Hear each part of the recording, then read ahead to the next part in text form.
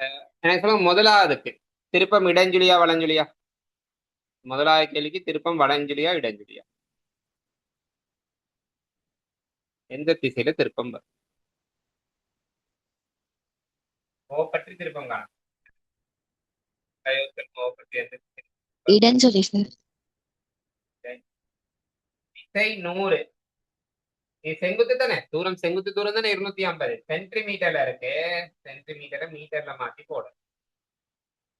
அப்ப answer 250 Newton metre. இதுல திருப்பத்தின் அலகு திசை தர தூரம், திருப்பத்தின் அலகு நியூட்டன் மீட்டர். பாருங்க ரெண்டாவது, இது ரெண்டாவது ஒரு முக்கியமான விஷயம். நாங்க ஓ பற்றி திருப்பம் எடுக்கிறோம். இந்த விசைட தாக்க கோட நீட்டி பாருங்க, அது புள்ளி ஓவுக்கூடாகவே போகுது.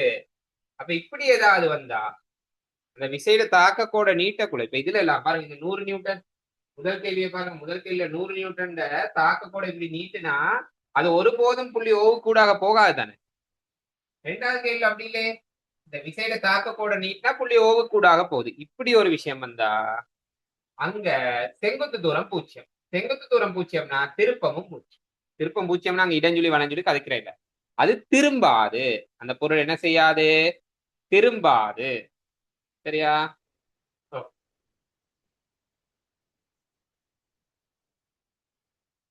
மூணாவது பாருங்க.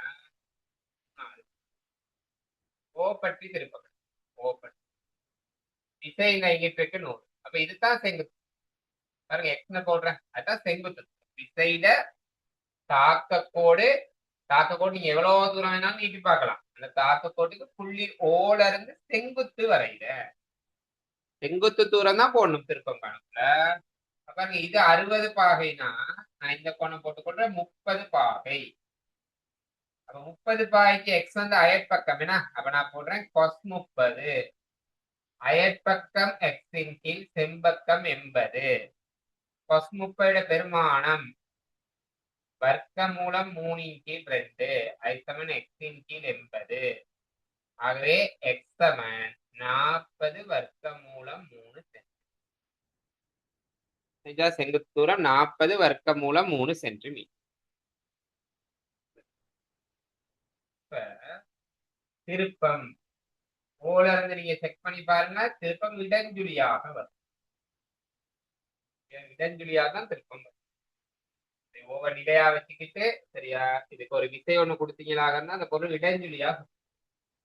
விசையிட பெருமானம் 100, தூரத்திட பெருமானம் 40 வர்க்க மூலம் 3 சென்டிமீட்டர். மீட்டருக்கு மாத்த 100ஆல பிரிக்கின. அப்ப ஆன்சர் 40 வர்க்க மூலம் 3. நாலாவது கேள்வி. நாலாவது கேள்வி அது கொஞ்சம் இந்த முதல் செஞ்ச கேள்வியோட கொஞ்சம் வித்தியாசம். ஏன்னா ரெண்டு விசை இருக்கு. ரெண்டு விசை.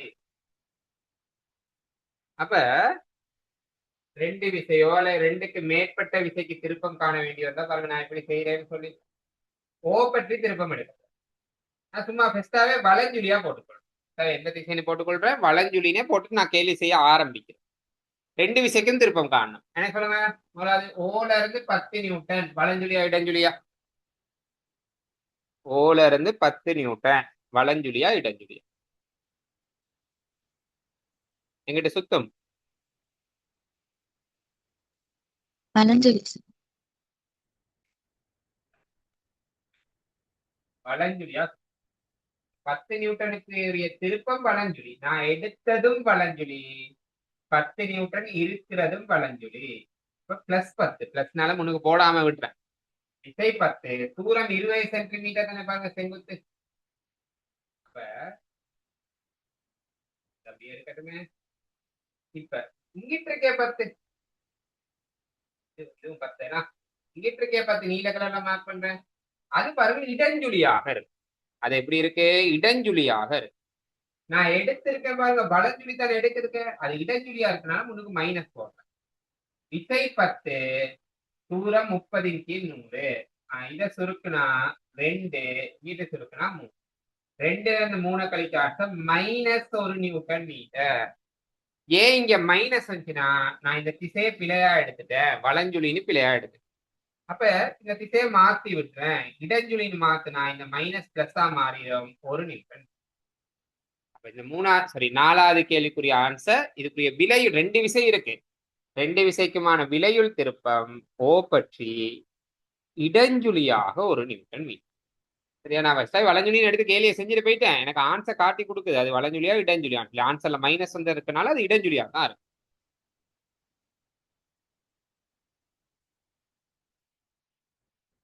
கவனிங்க, 7வது கேள்வியை செய்யறேன். 7வது கேள்வியை செய்யறேன், பார்த்துக்கொள்ளுங்க. 7வது. இப்ப இங்க மொத்தம் 4 விசைகள் இருக்கு.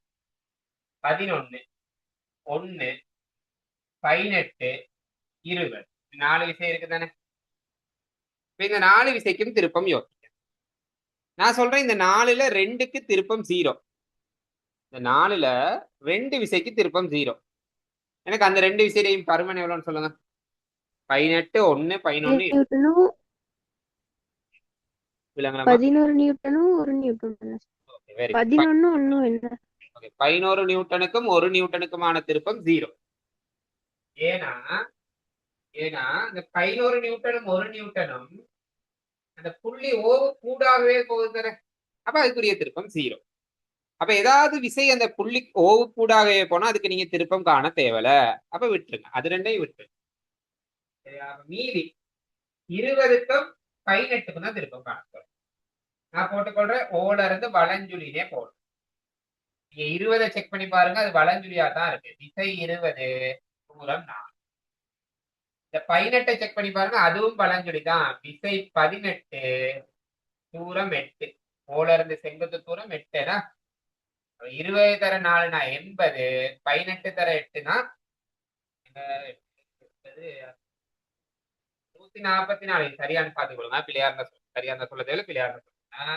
நெருக்க சரியா இருந்தா பார்த்து. அப்ப இதுக்குரிய திருப்பம் 224 நியூட்டன் மீட்டர். ஓகே, 224 சார் இதை நியூட்டன். கொஞ்சம் திரும்ப சொல்லுங்க. ஓகே, பாருங்க, திரும்ப சொல்றேன். நான் முதலே சொல்லிட்டேன், இந்த 1 நியூட்டன், இந்த 5. இது ரெண்டுக்கும் திருப்பம் வரப்போகுது 0ன்னு தான் வரப்போகுது. இப்ப நான் பார்க்க வேண்டியது திருப்பம் எதுக்கு 20க்கும் 18க்கும் தான் திருப்பம் பார்க்க போறேன். சரியா? போட்டுக்கொள்றேன் ஓ பற்றி வளைஞ்சு. ஓல இருந்து இந்த 20 நியூட்டனை பாருங்க, அது வலஞ்சுழியா தான் இருக்கு. விசை 20. இத்தனை ஓல இருந்து அந்த விசைக்கான செங்குத்து தூரம் அது 4. திரும்ப ஓல இருந்து இந்த புள்ளி ஓல இருந்து இந்த 18 பாருங்க, அதுவும் இந்த இப்படி வலஞ்சுழியா தான் வரும். அப்ப நான் போட்டிருக்கிறது வலஞ்சுழி, அது இருக்கிறது வலஞ்சுழி தானே. அதனாலதான் நான் இங்க பிளஸ் போட்டிருக்கேன். ஒருவேளை அது இடஞ்சுழியா பார்க்கக்குள்ள இடஞ்சுழி மாதிரி இருந்தா நீங்க மைனஸ் போடணும். விசை 18, 20 தர 4 80, 18 தர 8 144. கூட்ட ஆன்சர் 224. சரியா?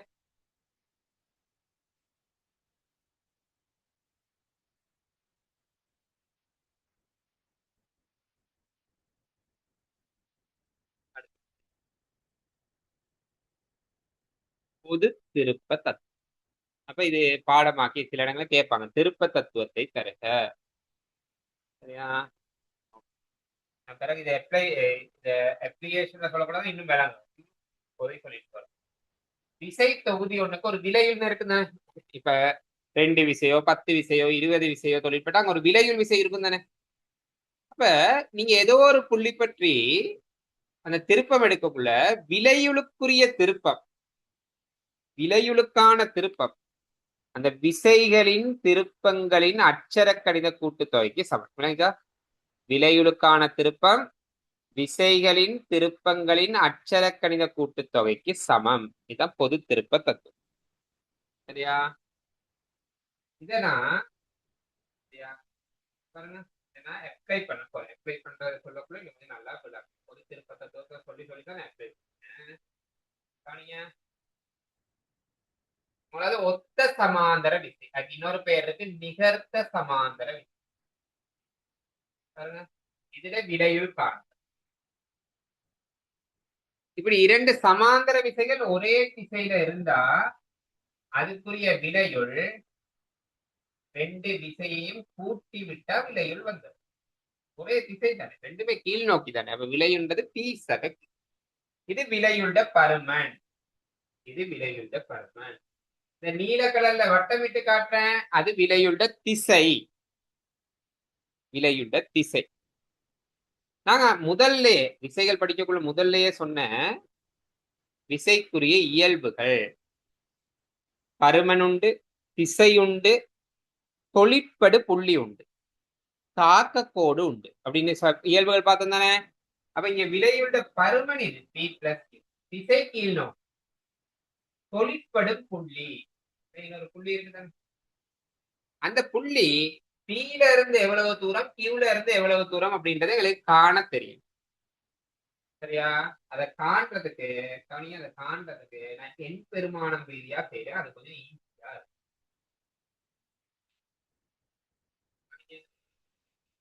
100 நியூட்டன், ஒரு 200 நியூட்டன். இந்த ரெண்டு விசைகளுக்கும் இடைப்பட்ட தூரம் கொடுப்பாங்க. இந்த தூரம் நான் சொல்றேன் 30 சென்டிமீட்டர். இப்ப உங்களுக்கு கேட்கிறாங்க, சரியா, விலையுள்ள பருமன் எவ்வளவு? பருமன் எவ்வளவுனா வேற ஒண்ணுமே செய்ய தேவையில்ல, 100ஐயும் 200ஐயும் கூட்டி விடுங்க. அடுத்து விலையுள்ள திசை கேட்பாங்க, ரெண்டுமே கீழே, அப்ப விலையிலும் கீழே தான். அதான் இந்த அம்புக்குறி கீழே போகும். அடுத்து கேட்பாங்க, இந்த விலையுள் 100ல இருந்து எவ்வளவு தூரத்துல இருக்கு? 100ல இருந்து எவ்வளவு தூரத்துல இருக்கு? சரியா? இத காணத்தான் இந்த பொது திருப்ப தத்துவம். பொது திருப்ப தத்துவம் நிறைய இடத்துல யூஸ் ஆகும். அதுல ஒரு இடம் இது. கவனிங்க, இந்த தூரத்தை காணும். பாருங்க, இந்த புள்ளி பற்றி திருப்பம் எடுக்க நான் மார்க் பண்ற ஓன்னு ஒரு புள்ளி, ஓ பற்றி திருப்பம் எடுக்கும். ஓ பற்றி திருப்பம். சரியா? பொது திருப்ப தத்துவத்தின் படி ஓ பற்றி திருப்பம் எடுக்கக்குள்ள, ஓ பற்றி நான் வலஞ்சுழின்னு போட்டுக்கொள்றேன், ஓ பற்றி திருப்பம் எடுக்கக்குள்ள விலையுளின் திருப்பம் விசைகளின் திருப்பங்களின் அச்சர கணித கூட்டுத்தொகை. எனக்கு சொல்லுங்க, ஓ பற்றி விலையுள்ள திருப்பம், விலையுள் 300 தானே, இந்த இத்தனை 300 சொல்லுங்க. புள்ளி ஓ பற்றி இந்த 300 நியூட்டனுக்கான திருப்பம் பார்த்தோன்னே சொல்லலாம். இந்த 300 நியூட்டன் புள்ளி ஓவு கூடாகவே போகுது. சரியா? புள்ளி ஓவு கூடாகவே போகுது. அப்ப விலையுளுக்குரிய திருப்பம் 0. சரியா? விசைகண்ட திருப்பம் பார்க்க போறோம். விசைகண்ட திருப்பம் பாருங்க, இதுல இருந்து இங்க வரை 30 சென்டிமீட்டர். இந்த தூரத்தை நீங்க போட்டலாம் 30 மைனஸ் எக்ஸ். ஓகே, அப்ப ஓல இருந்து 200 நியூட்டனுக்கான திருப்பம் வலஞ்சுழியா தான் வரும். நான் மேல இந்த வலஞ்சுழி தானே போட்டிருக்கேன், வலஞ்சுழியா தான் வரும். விசை 200, தூரம் 30 மைனஸ். பாருங்க, 200 நியூட்டனுக்கு திருப்பம் எடுத்து. அடுத்து புள்ளி ஓல இருந்து பார்க்க போறேன் இந்த 100 நியூட்டனுக்கான திருப்பம். ஓல இருந்து நல்லா பாருங்க, 100 நியூட்டன் வந்து இடஞ்சுழி. அப்ப இடஞ்சுழினால நான் மைனஸ் போட்டுட்டேன். விசை 100, செங்குத்து தூரம் ஓல இருந்து இந்த விசையில தாக்கு கோட்டுக்கான செங்குத்து தூரம் எக்ஸ். சரியா? அப்ப இதை சுருக்கு, இதை சுருக்கி எக்ஸ காண போறேன். பாருங்க, இதை சுருக்கி எக்ஸ காண பாருங்க. இங்கோட மைனஸ் 100 இங்கிட்டு வந்தா பிளஸ் 100. 200 தர 30 மைனஸ். இதை நீங்க வெட்டி போடலாம் ரெண்டு சைடு. ஆகவே எக்ஸ் சமன் 2ஆல அடைப்பு நீக்கி எழுதுறேன் 60 மைனஸ் 3x சமன் 60.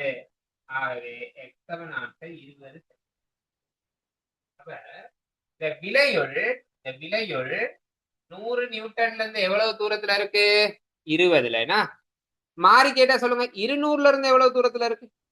இந்த விலையுள் 200 நியூட்டன் விசையில் இருந்து எவ்வளவு தூரத்துல காணப்படுது? 10 சென்டிமீட்டர். 10. சரியா? 200 நியூட்டன் விசையில இருந்து 10 சென்டிமீட்டர் தூரத்துல காணப்படுதுன்னு சொல்லிவிட. ஓகே, அப்ப இந்த மாதிரி சமாந்தர விசைகள்ல விலையுள் எவ்வளவு தூரத்துல வருதுன்னு கண்டுபிடிக்கிறதுக்கு பொது திருப்ப தத்துவத்தை பயன்படுத்தும். அப்ப இந்த ஒத்த சமாந்தர விசைக்கு இன்னொரு பேர் சொன்ன நிகர்த்த சமாந்தர விசை. ஓகே, அடுத்து நான் போறேன் ஒவ்வாத சமாந்தர விசை. ஒவ்வாத சமாந்தர விசைனா இரண்டு சமாந்தர விசைகள் எதிர் எதிர் திசையில இருக்கு. முதல்ல ரெண்டுமே கீழே இருந்துச்சுன்னா இங்க ஒண்ணு கீழே இருக்கு, இன்னொன்னு மேல இருக்கு. அப்ப இப்படி இருந்தா இது ஒவ்வாத சமாந்தர விசை. கவனிங்க. உதாரணம் 20 ஒவ்வாத சமாந்தர விசை தானே. இதுக்குரிய விலையுள் பெரிய விசை 20 தானே, அந்த 20க்கு அப்பால காணும். விலையுள்ள திசை மேல, ஏன் பெரிய விசை மேல இருக்கனால விலையுளும் மேலதான் இருக்கு. விலையுள்ள பருமன் பெரிய விசை எதிரெதிர் திசைனால பெருசுல இருந்து சின்னதை கழிங்க, 20ல இருந்து 10 கழிச்சா விலையுள்ள பருமன் 10. அடுத்து கேட்பாங்க விலையுள் இந்த 20 நியூட்டன். நான் இது இந்த தூரம் கொடுத்துருக்கேன் இந்த கேள்வி செய்ய. இந்த தூரம் 3 மீட்டர்னு கொடுக்குறேன்னு, தூரம் 3 மீட்டர்னு எடுத்துக்கோ. அடுத்து கேட்பாங்க இந்த விலையுள் 20 நியூட்டன்ல இருந்து எவ்வளவு தூரத்துல இருக்கு அப்படின்னு கேட்பாங்க. அந்த தூரத்தை நான் எக்ஸ் எடுக்கிறேன். இப்ப பாருங்க முதல் மாதிரியே தான் செய்யப்படும். முதல் மாதிரியே தான் செய்யப்படும். விலையுள் தொழிற்பட்ட இந்த புள்ளிய ஓன்னு எடுத்துக்கணும். பொது திருப்ப தத்துவத்தை பயன்படுத்துறேன். சரியா, ஒரு குறித்த புள்ளியில இருந்து விலையுளுக்கான திருப்பம் விசைகளின் திருப்பங்களின் அட்சர கணித கூட்டுத்தொகை, அதுதானே பொது திருப்ப தத்துவம். இப்ப நீங்களா சொல்லுங்க எனக்கு, ஓல இருந்து விலையுளுக்கான திருப்பம் என்ன?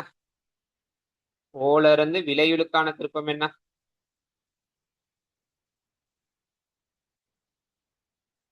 புள்ளி ஓல இருந்து இந்த விலையுள் 10ன்னு தானே போட்டிருக்கேன்.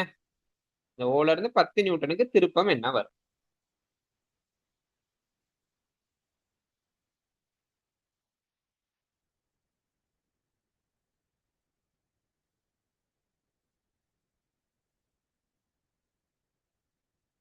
இந்த 10 நியூட்டன் விசை ஓவு கூடாகவே போகுதுன்னா, ஓவு கூடாகவே போனா பொது திருப்ப தத்துவத்தில் விலையிலின் திருப்பம் விசைகளின் திருப்பங்களின் அட்சர கணித விலையுள்ள திருப்பம் 0. விலையுள்ள திருப்பம் 0. அடுத்து பாருங்க, ஓல இருந்து இந்த 20 நியூட்டனை பாருங்க, அது இடஞ்சுழியா இருக்கு. நான் இடஞ்சுழியா மைனஸ் எடுக்கிறேன். அப்ப விசை 20 தூரம். சரியா, ஓல இருந்து புள்ளி ஓல இருந்து இந்த 10 நியூட்டனை பாருங்க, அது வலஞ்சுழி. விசை 10. என்ன சொல்ல பாவா, தூரம் எவ்வளவு போடுவீங்க? ஓல இருந்து 10 நியூட்டனுக்கான தூரம் இப்ப எவ்வளவு போட போறீங்க? ஆக்டிவா இருக்கணும். இதெல்லாம் சின்ன ஸ்காலர்ஷிப் கேள்வி மாதிரி இந்த தூரம் காண்றதெல்லாம். 3 சகை 3 சக எக்ஸ். 3 சக எக்ஸ்.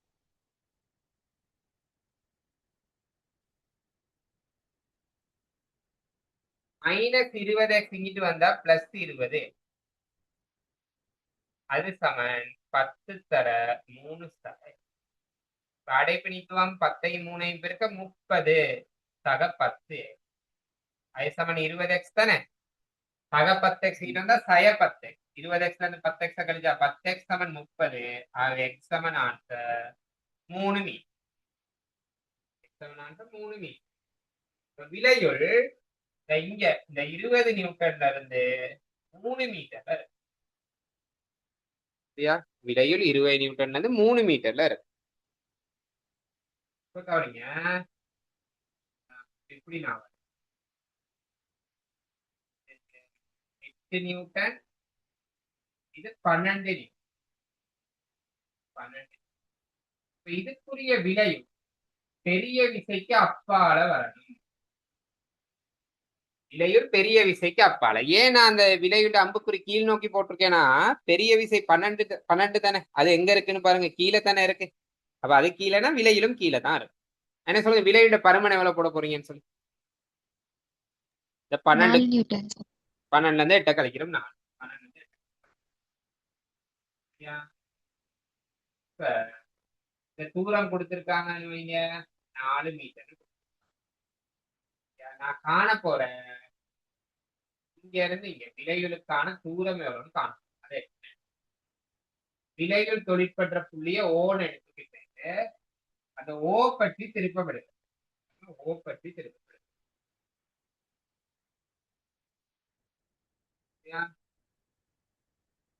சொல்லுங்க எனக்கு குயிக்கா. ஓல இருந்து விலைகளுக்கான திருப்பம் என்ன?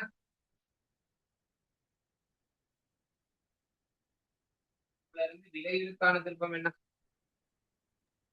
0 சார். விசைகளின் திருப்பங்களின் அட்சர கணிதம். ஓல இருந்து 12 நியூட்டனை பாருங்க, அது இடஞ்சுழி. அப்ப -12 தர தூரம். அடுத்து ஓல இருந்து 8 பாருங்க, அது வலஞ்சுழி. விசை 8 தூரம் 4 தர. அப்ப -12x இங்கிட்டு வந்தா +12x. அது சமயம் 8 தர 4. இது சுருக்கம் 12x சமன் 8 4 32 சக 8x. சக 8x இங்கிட்டு வந்தா 12x வந்து 8x கழிக்க 4x சமன் 32. 4x சமன் 32 இருந்தா x சமன் ஆன்சர் 8 மீட்டர். விலையில் எவ்வளவு தூரத்துல இருக்கு? 8 மீட்டர் தூரத்துல இருக்கு. சரியா?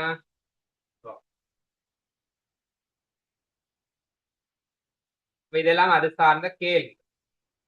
அது சார்ந்த கேள்வி. நீங்க ட்ரை பண்ணி பார்க்கலாம் இந்த கேள்வி. சரியா? அடுத்து விசை இணை. விசை இணை அப்படின்றது பாருங்க. விசை இணை அது என்ன விசை இணைன்னு பார்ப்போம். என்ன சொல்லுங்க, இது ஒத்த சமாந்தர விசையா ஒவ்வாத சமாந்தர விசையா? நான் வரைஞ்சிருக்கிறது ஒத்த சமாந்தர விசையா ஒவ்வாத சமாந்தர விசையா? ஒவ்வாத சமாந்தர விசை.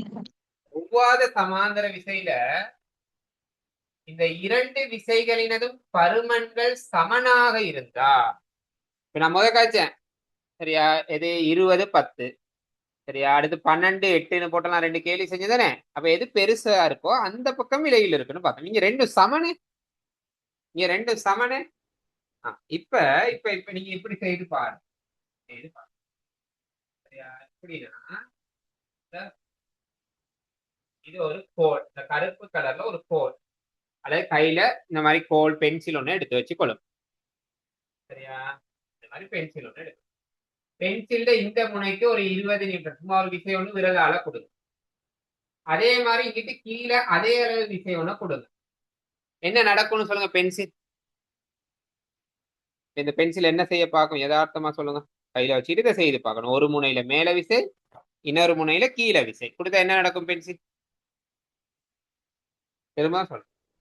பென்சில் ஒண்ணு எடுத்துட்டேன், கோடு ஒண்ணு போட்டுருக்கேன், அதுதான் பென்சில்.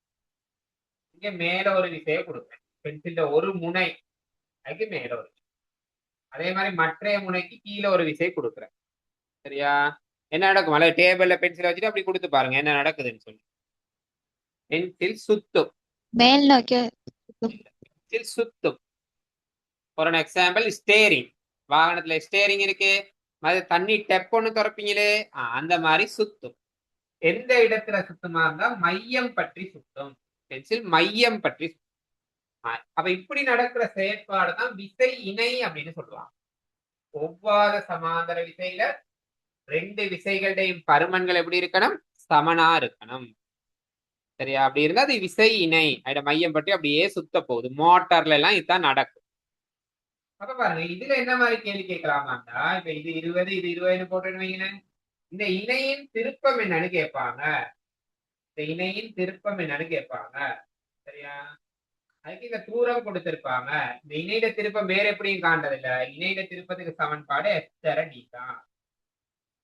எஃப்னா ஒரு விசை, ரெண்டுல ஏதாவது ஒரு விசையை போடுங்க. இது ரெண்டுமே ஒரே பெருமானம் தானே. அப்ப இது டீனா இந்த ரெண்டு விசைக்கும் இடைப்பட்ட தூரம் அதே எவ்வளவு? 2 தானே. அப்ப இணையின் திருப்பத்துக்குரிய ஆன்சர் 40 நியூட்டன். என்ன சொல்லுங்க, இந்த பென்சில் நீங்க இப்படி இந்த நான் படத்துல வரைஞ்சிருக்க எப்படி பார்த்தா வலப்பக்கம் சுத்தமா இடப்பக்கம் சுத்தமா? வலஞ்சுழியா சுத்தமா இடஞ்சுழியா சுத்தமா? மணிக்கூட்டு திசையில சுத்தமா அதுக்கு எதிர் திசையில சுத்தமா? வனஞ்சொலி. ஓகே, வலஞ்சு. அப்ப இணையின் திருப்பம் வலஞ்சுழியாக 40 நியூட்டன். சரியா? வலஞ்சுழியாக 40. அப்ப இதெல்லாம் இணை சார்ந்த கேள்வியா? இதெல்லாம் நீங்க செய்யுங்க. நான் உதாரணத்துக்கு முதலாவது கேள்வி செய்யறேன். சரியா? முதலாவது கேள்வி பாருங்க. இணையின் திருப்பம்னா ஒரு விசையையும் 2 விசைக்கும் இடைப்பட்டது. ஒரு விசை 50, 2 விசைக்கும் இடைப்பட்ட தூரம் 40 சென்டிமீட்டர். வேற எதையுமே நீங்க யோசிக்க தேவை. 2 விசைக்கும் இடைப்பட்ட தூரம் போட்டா போதும். சென்டிமீட்டரை மீட்டருக்கு மாறும். இதுல வரும் உங்களுக்கு இணை இடஞ்சுழின்னு வரும். சரியா? அப்ப இதை சுருக்க ஆன்சர் 20 நியூட்டன் மீட்டர் இடஞ்சுழியாக அப்படின்னு வரும். சரியா?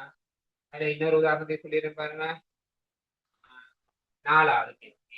இணையில திருப்பம் என்னன்னு கேட்கிறேன் பாருங்க. இதுவும் இது 70, இதுவும் 70. ஒரு இணை தானே. இதுக்கு இந்த 2 விசைகளுக்கும் இடைப்பட்ட தூரம் தான் பார்க்கணும். விசை 70, தூரம் 8, பெருக்க ஆன்சர் 560. 8 56 560. இதுல நீங்க பாருங்க, இதுலயும் இடஞ்சுழியா தான் சுத்தும். இடஞ்சுழியா தான் சுத்தும். சரியா? அப்ப அது விசை இணை சார்ந்த விஷயம். நாங்க முக்கியமான ஒரு விஷயத்தை முடிச்சிருக்கோம். திருப்பம் சார்ந்த விஷயங்கள் அதெல்லாம் எப்படி கேள்விக்கு அப்ளை பண்றது, கேள்வி செய்யக்குள்ள பார்க்கணும். சரியா? இந்த விஷயங்கள் இருக்குன்னு இப்ப பாத்துக்கிட்டு போறோம். எல்லாத்தையும் சேர்த்து பொதுவா கேள்விகள் செய்யும். சரியா? ஏன்னா இப்ப இந்த விஷயம் இருக்குன்னு தெரியாமலே உங்களுக்கு கேள்வி செய்ய போனா அது பிரச்சனையாயிடும். சிலருக்கு என்ன நடக்குதுன்றதே விளங்காது. அதனாலதான் இதெல்லாம் சொல்லிட்டு போறேன். இப்ப பாருங்க, அவனோட பாடத்தில் உள்ள கடைசி கன்செப்ட் சமநிலை. நீங்க முடிக்க கிடைக்குமான்னு தெரியாது இது, பட் பார்ப்போம். சரியா? சமநிலை. இந்த சமநிலைன்னு சொல்லக்குள்ள ஒரு பொருள்ல ஒரே ஒரு விசை தொழிற்பட்டா நிச்சயமா அந்த பொருள் சமநிலையில இருக்கா. ஒரு விசை தொழிற்பட்டு ஒரு பொருள் சமநிலையில இருக்கா. நீங்க சும்மா யோசிச்சு பாருங்க. லேசர் ஒன்று இருக்கு, அல்லது ஒரு நாற்காலி ஒண்ணு இருக்கு. அந்த நாற்காலியை நீங்க மட்டும் தள்ளிக்கிட்டு போனா அது ஒருபோதும் சமநிலையில இருக்காது தானே. அங்கிட்டு இருந்து இன்னொரு ஆளோ அல்லது 4-5 பேரோ சேர்ந்து தள்ளக்குள்ளதான் அது பேலன்ஸா நிக்கிறதுக்கு வாய்ப்பு இருக்கு, அசையாம இருக்கிறதுக்கு வாய்ப்பு இருக்கு. அப்ப சமநிலையில ஒருபோதும் ஒரு விசையின் தாக்கத்தின் கீழ் சமநிலை சாத்தியம் இல்லை. குறைஞ்சது 2 விசை அல்லது 2க்கு மேற்பட்ட விசை. 3 இருக்கலாம், 4 இருக்கலாம், 5 இருக்கலாம், 10 இருக்கலாம்.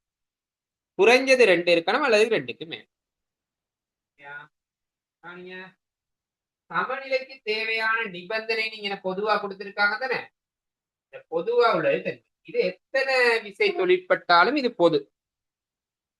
சரியா? கவனிங்க. ஒரு பொருளின் மீது தொழிற்படும் விசைகளின் விலையுள் பூஜ்ஜியமாக காணப்படவே. 2 விசை தொழிற்பட்டாலும் விலையுள் 0வா இருக்கணும். 3 விசை தொழிற்பட்டாலும் விலையுள் 0வா இருக்கணும். 5 விசை தொழிற்பட்டாலும் விலையில் 0. எத்தனை விசை தொழிற்பட்டாலும் சமநிலையில இருக்கிறதுக்கு விலையுள் 0வா இருக்கணும். அடுத்து கவனிங்க. எந்த ஒரு அச்சு பற்றியும் விசைகளின் திருப்பங்களின் அட்சரக்கணித கூட்டுத்தொகை 0 ஆகணும். விளங்குச்சா? இது கேள்வி செய்யக்குள்ளதான் உண்மைக்குமே விளங்கும்.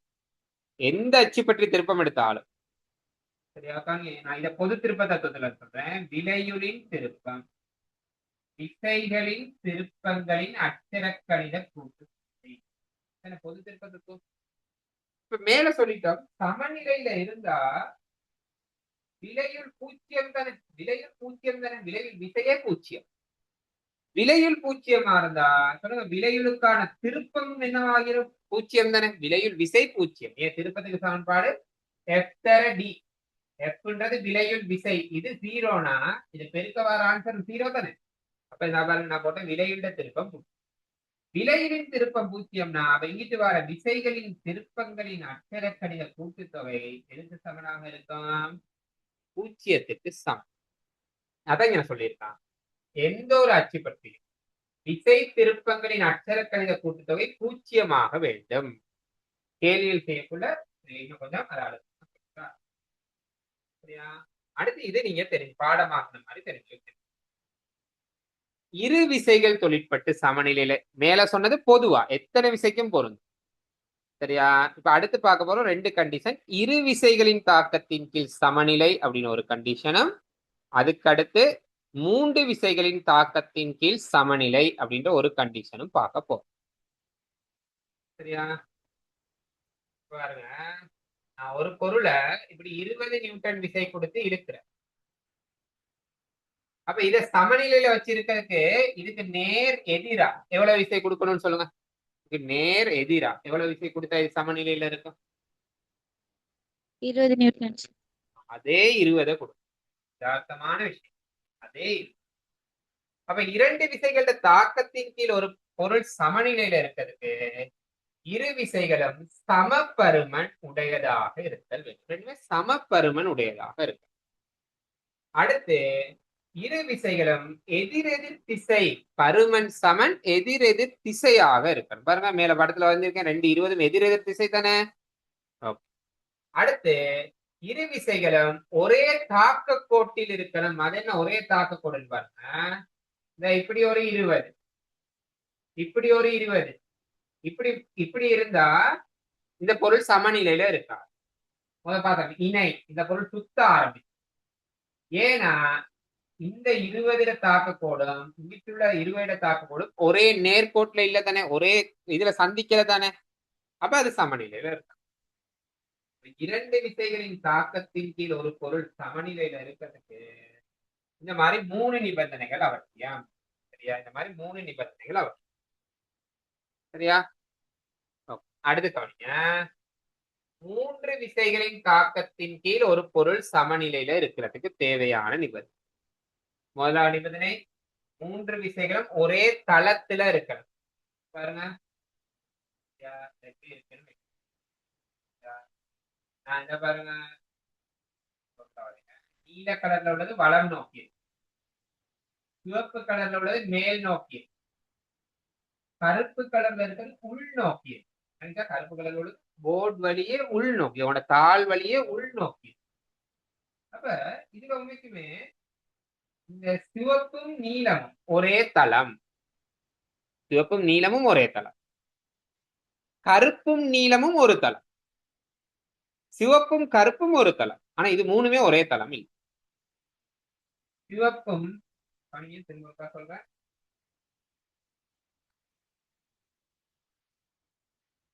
சிவப்பும் நீளமும் அதை சொல்லிடலாம் நாங்க நிலைக்குத்து தளம். நிலைக்குத்து தளத்தை அதை உள்ளடக்கும். கருப்பு உள்நோக்கி இருக்குன்னா கருப்பு உள்நோக்கி. அடுத்து நீளம் அது இப்படி. இது ரெண்டையும் நீங்க கிடைத்தளத்துல உள்ளடக்கும். கிடைத்தளத்துல உள்ளடக்கும். முதல் சொன்னது நிலைக்குத்து, இப்ப சொன்னது கிடை. அப்ப மூணுமே ஒரே தளத்துல இருக்கா? இல்ல. அப்ப 3 விசைகள் ஒரே தளத்துல இல்லாட்டி அது சமநிலையில இருக்காது. அப்ப 3 விசைகள் சமநிலையில இருக்கணுமா? மூன்றும் எப்படி இருக்கணும்? ஒரு தளத்துல இருக்கு. அடுத்து 3 விசைகளோட தாக்க கோடும் ஒரே புள்ளியில சந்திக்கணும். பாருங்க இந்த மாதிரி 3 விசையோட தாக்க கோடும் ஒரே புள்ளியில சந்திக்கணும். இப்படி 3 விசை இருந்தா பி கியூ இல்ல 3 ஒரே புள்ளியில சந்திக்கிறே, அப்ப அப்படி இருந்தா சமநிலையில இருக்கா. 3 தாக்க கோடும் ஒரே புள்ளியில் சந்திக்கணும். அல்லது இன்னொரு கண்டிஷன் இருக்கு, அல்லது 3 விசைகளும் இந்த மாதிரி சமாந்தரமாக இருக்கலாம். 20 20 40 இது சமாந்தரமாக இருந்தாலும் இது சமநிலையில இருக்கு. ஓகே, அடுத்து கவனிங்க. 3வது நிபந்தனை, ஏதாவது 2 விசைகளோட விலையும் 3ஆம் விசைக்கு பருமனில் சமனாகவும் திசையில் எதிராகவும் இருக்கும். அது என்னன்னு பாருங்க. என்னன்னு பாருங்க. இது 4 நியூட்டன், இது 3 நியூட்டன். இது 2 விசை தான் இருக்கு. இது ரெண்டுக்கும் விலையுள் நீங்க கண்டு பாருங்க. இது ரெண்டுக்கும் உரிய விலையுள் 5 நியூட்டன் வரும். அப்ப என்ன சொல்லுங்க, உண்மைக்குமே இந்த பொருள்ல தொழிற்பட்டது இப்படி தொழிற்பட்டது இப்படி ஒரு 4 நியூட்டன், அடுத்து இப்படி ஒரு 3 நியூட்டன். அப்ப இதுக்குரிய விலையுள் தான் இந்த படத்துல வரைஞ்சிருக்கேன் 5 சொல்லி.